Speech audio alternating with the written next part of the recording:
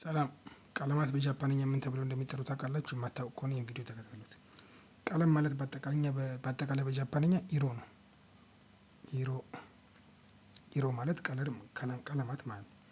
ከዛ ቀይ ማለት አካ ነው። አካ ሰማያዊ ደግሞ አዎ ነው።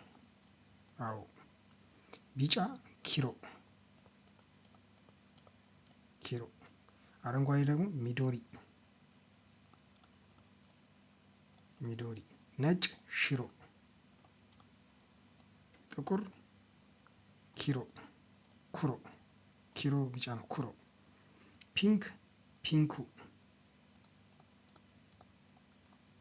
ብርቱካናማ ኦሬንጅ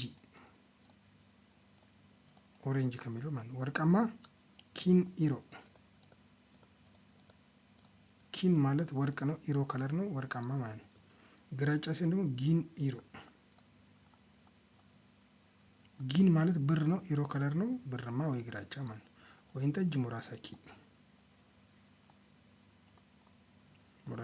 ቡኒ ደግሞ ቻኢሮ ቻ ማለት ሻይ ነው። ኢሮ ከለር ነው ሻይ ከለር ነው ቡኒ ይባላል ማለት ነው። በእንደዚህ አይነት መንገድ ከለሮችን በቀላሉ መግለጽ እንችላለን ማለት ነው። በሌላ ቪዲዮ እመለሳለሁ። ሰላም